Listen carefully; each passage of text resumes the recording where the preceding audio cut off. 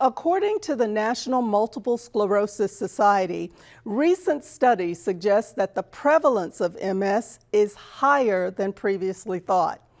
Currently, approximately 1 million people in the United States are living with MS. That's more than double past estimates. Globally, MS affects about 3 million people. Now, multiple sclerosis remains a chronic and often disabling disease that affects the central nervous system, leading to a wide range of symptoms. But there is a silver lining. Recent advancements in treatments have been promising.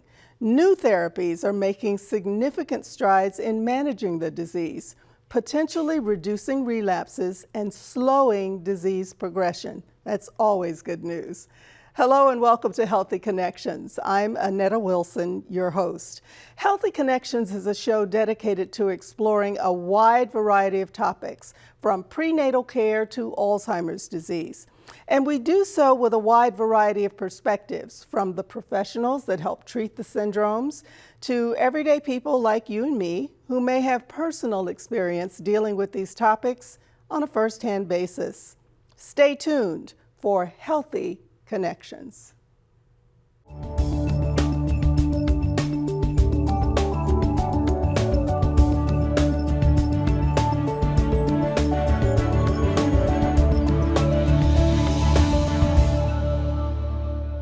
Dr. Amy Gutierrez with the Orlando Health Neuroscience Institute is here to begin our discussion about multiple sclerosis. Thank you for being with us. Thank you. So nice to be here. So let's start at the beginning. What Sure. is MS? So MS is an immune-mediated disorder. And what we mean by that is that your own immune cells go rogue and they have a wrong message, and instead of protecting you like they normally do, they go after your brain, your optic nerves, and your spinal cord. And when I say they go after it, they cause immune reactions, inflammation, and unfortunately, in some cases, destruction of the nervous tissue itself. What causes those cells to go rogue? Do we know? That's the million-dollar question. Obviously, there is some genetic predisposition in some people, but in the last couple years, we've gotten a little closer to something that may be triggering these immune cells, and that's the Epstein-Barr virus. So it's not always genetic.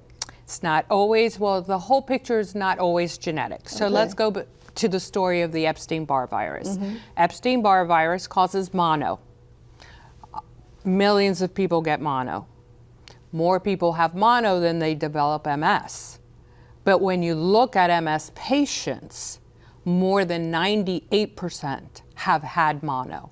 Is that a good thing that you've been able to, research has been able to narrow it down, or does that make your work even more complicated? No, with this bit of scientific data that has been collected and now well researched, one of the things that we're thinking about, well, what if we vaccinate people against Epstein-Barr virus? Don't let them get the actual infection. Would we be therefore then preventing MS in the future? And what's your opinion on that? I think it's very promising. I'm very excited about it. I think when we're looking for, and we always have been looking for, a cure for MS, I think this is a very promising area. Signs and symptoms. How would someone know it's time to ask a healthcare professional some questions? Yeah. So the signs and symptoms of MS can be very, they can overlap with a lot of other neurological disorders like fatigue, sensory symptoms of numbness, tingling, lack of coordination, those kind of things. But there are classic MS symptoms, like loss of vision in one eye.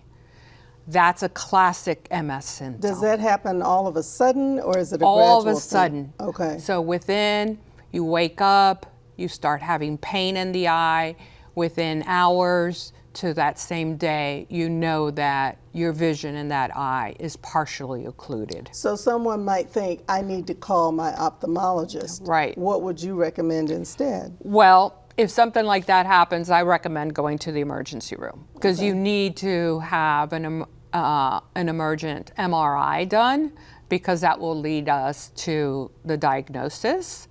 And one thing that has been shown with MS patients is that the earlier you diagnose them, the better prognosis they have. Meaning, Kind of like a stroke, where yes, minutes count. Yes. So, you know, in the stroke world, we say time is brain. Well, in the MS world, it's the same thing. Okay. We rather diagnose you when it's early, when you've had few attacks, there's few damage in your brain, in your optic nerves, in your spinal cord.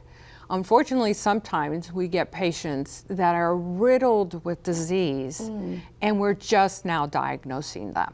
So who is the typical patient, or is there a typical patient? So the typical patient is usually a woman. It's much more frequently seen in women than men. You know why? No. Okay. No. But a lot of immune disorders do occur more in women than men. Okay. As a general rule. So a woman, is there an age range? 20s to 30s. Young. Young Okay. women. And what would you say to a young woman who's listening now, or someone who knows a woman in that age range, who may have been feeling something was off but didn't quite do anything about it? Don't ignore it. Talk to your primary care physician. We use symptoms to guide our testing.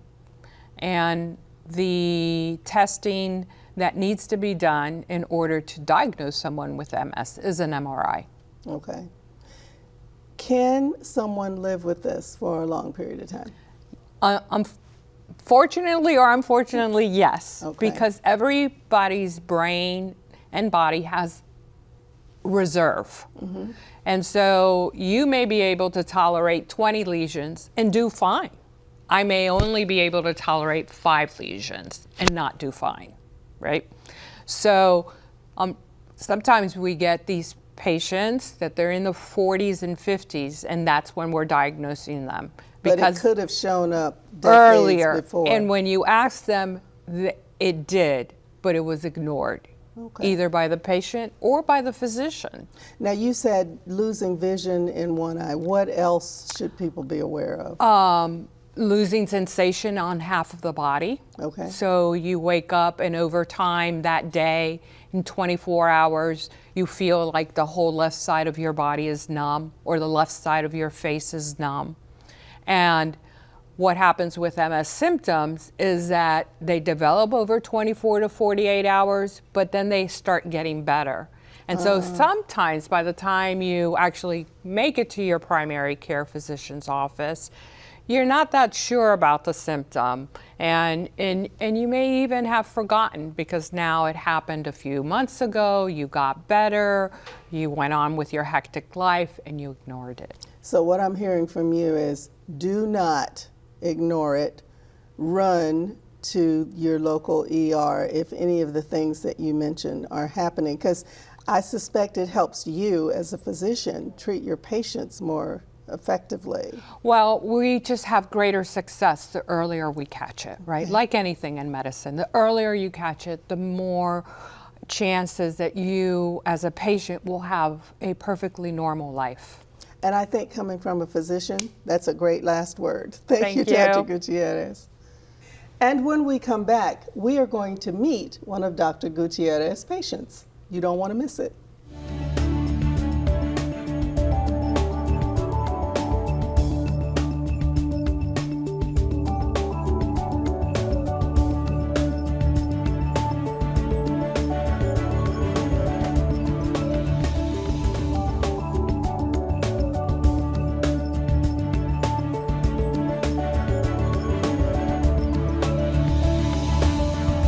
We're now joined by Joanna Polito.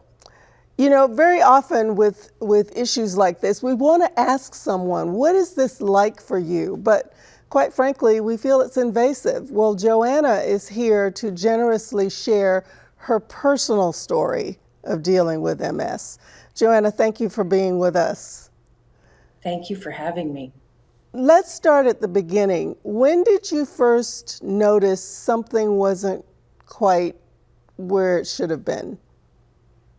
Yeah, so it was several years ago, 2010 to be exact, and I just woke up. I was living my life. I wasn't having any other issues, and the entire left side of my body was numb. That kind of prickly, tingling feeling that others might assume it happens like when you fall asleep on a certain part of your arm or your leg, and it has that, that fall asleep feeling. Mm-hmm.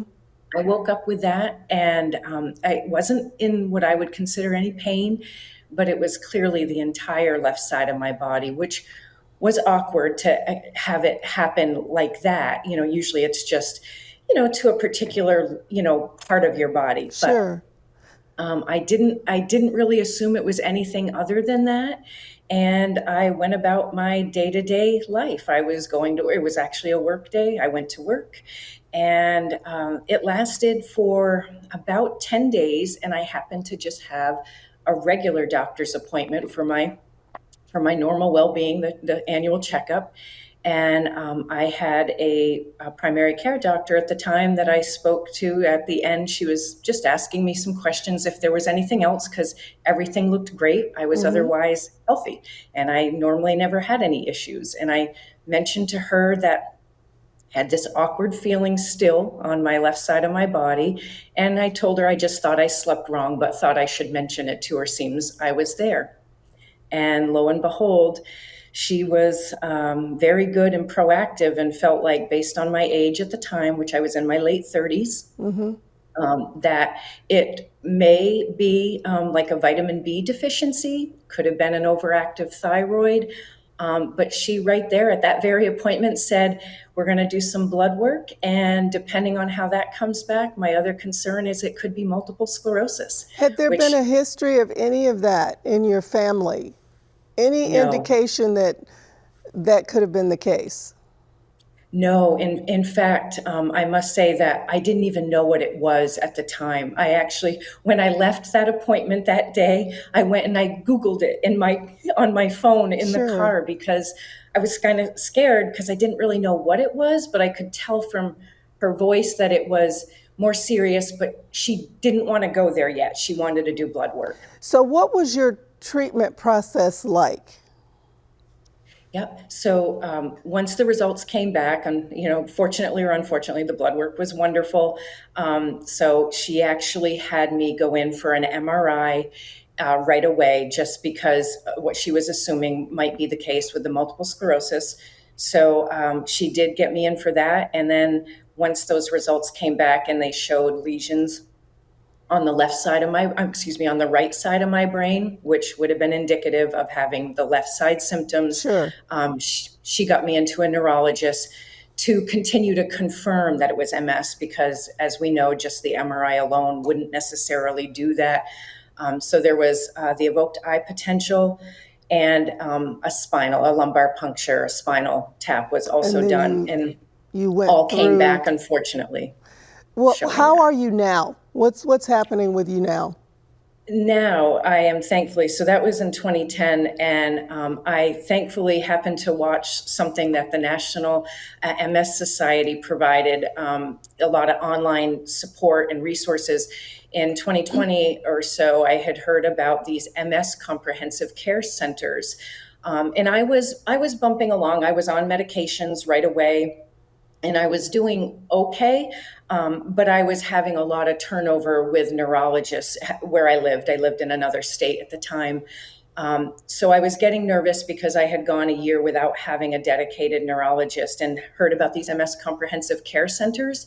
And I ended up coming here to Orlando Health, where I happened to see a wonderful neurologist, Dr. Gutierrez, and I have now had care that has been phenomenal. I am actually on a different medication. and I think I'm thriving. I still have the disease, obviously, but I believe I'm thriving otherwise with my best life. I love hearing that, and I'm sure our viewers do too. Uh, any words of encouragement for someone who may be going through this journey? Yes, if I had anything to say is if you are having something that doesn't feel right, please ask. Say something to your doctor, because early diagnosis is, I think, one of the keys to being able to manage the disease. I still have the disease. I have symptoms of the disease, and I will forever. But it could have been very different had I not said something when I did. And then the other thing I would say is if you don't feel like you're getting the care you need, this is a serious disease and it doesn't go away and it likely progresses. You should advocate for yourself and make sure you get to places where you're getting the care you need, because it makes the difference in your life. Because symptoms with MS may not materialize at the moment you're in the middle of it, but they are with you for the rest of your life, and they could rear their head much later. So early treatment, early help. I can't think of a better ambassador, and we wish you well. Thank you. Thank you for having me. We will be right back with more. Stay with us.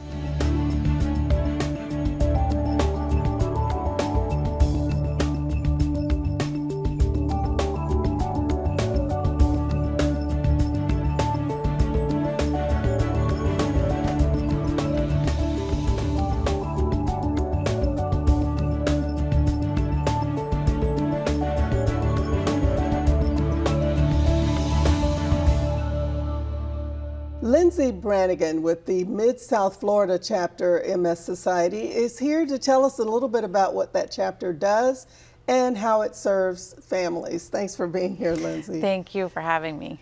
The MS Society, what exactly do you do?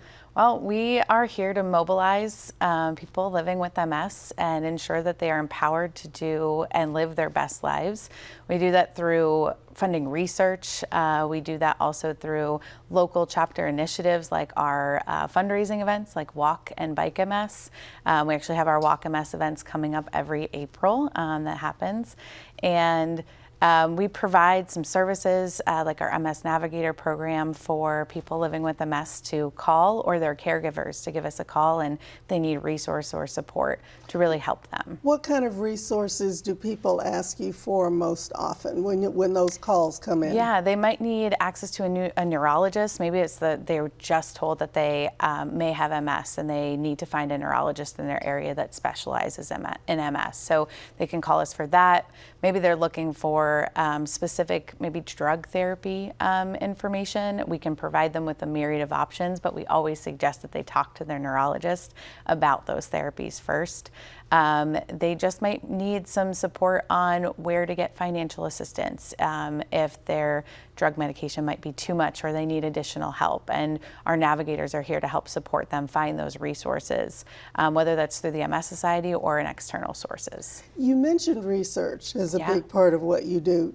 Tell us some success stories, because we are used to people asking us to give money and fund research, but rarely do you find out what happened after you donate. Yeah.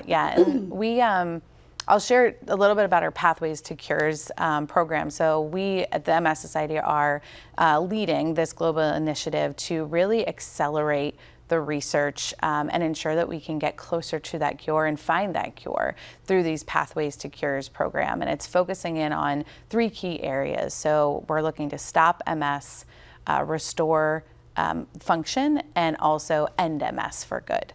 And within that, we're ensuring that all of the research that we're doing that we're funding is really focusing on those 3 key areas. And one of the success stories I can share with you is in 2017, we Ocrevus, which is a disease-modifying therapy for progressive MS, was approved by the FDA. And our local Board of Trustee member here in Florida shared with us that he it was so grateful to the society for funding the early research that was being done to help support that being moved through, because that has truly impacted his journey through MS. And we've seen the commercials. The minute you mentioned the drug, I remember hearing about those commercials.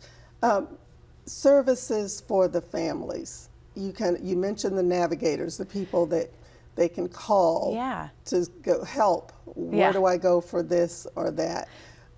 What other things do you do in terms of bridging the gap between the physician and the patient? Yeah, we provide programs to really build the community. So we have our new to MS program that, if somebody is living with MS, they can call our navigators. They'll provide them with resources, how to kind of move through that journey.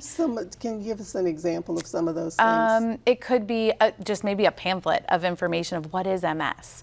And it could also be, here are the resources in your areas for some self-help groups. So some communities locally that you can engage with. Some additional things might be information on different therapies, or maybe different research opportunities that they can get involved with in their communities. And volunteer opportunities. Oh, if someone says, I want to do more than just read about it, I want to do something. Yeah. What can people do? They can get involved. We have local events here in Central Florida, where our walk event, which happens every April. We also have a bike event, a cycling event that happens typically every March as well. You can volunteer, you can start a walk team or a bike team and fundraise, and all those funds go back to the research I was talking about, as well as the services that we're providing. What are you most excited about? I'm excited right now for the cure. I've been with the organization for 16 years, and the progress we've made has been astounding in that short period of time. We've been in existence for, I believe it's been close to 80 years as an organization, and to see the progress in the 16 years that I've been is phenomenal, and I know that the cure is right next to us. We know it's going to happen. And you said you didn't really have a personal connection. This was just something you wanted to do. Yeah, and nonprofit work has been part of my life since I was a child. And for me, moving my career into this type of work was really fulfilling. And I have created so many relationships with people who have been touched by MS, whether it was they themselves living with it or a family member. I've been in the fundraising world with the organization since I started, so I have met, again, family members, I've met people living with MS, and my dedication to them continues to hold strong. And it sounds like you have an organization full of Lindsays to help people. We do, that is true. Who are navigating this process. Thanks for everything you do. Yeah. And thanks for letting us know what you do. Yes, of course. Where the research funds are going and how people can get involved. Of course. And now the next step is up to you. We'll be right back.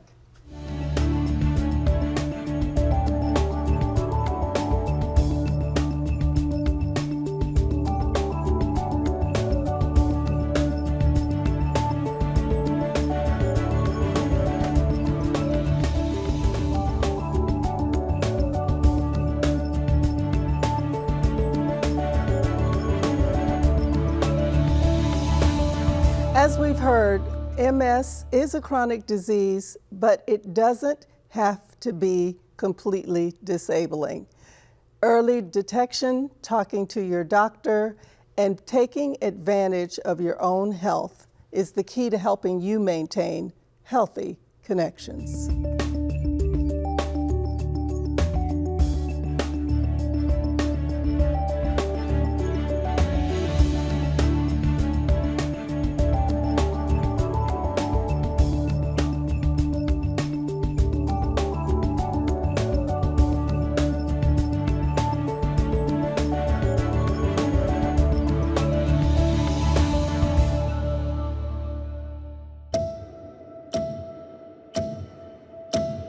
The symptoms started around 2011, going through different doctors, a lot of misdiagnosis. I struggle with tremors, double vision, brain fog, and chronic pain. I picture myself being in this place and everything being out of reach. MS is getting worse, and I'm still just stuck in this little body. primary progressive MS. It's comparable to a house where things aren't working as they should. It's not something you could sleep off. You wake up, it's still there. When you hear about a cure, it brings that hope back. It would mean to my kids that they get their mom back. And people would be saying, hey, remember MS? You know what that is? If no one would have to ever experience this, it would just change the world.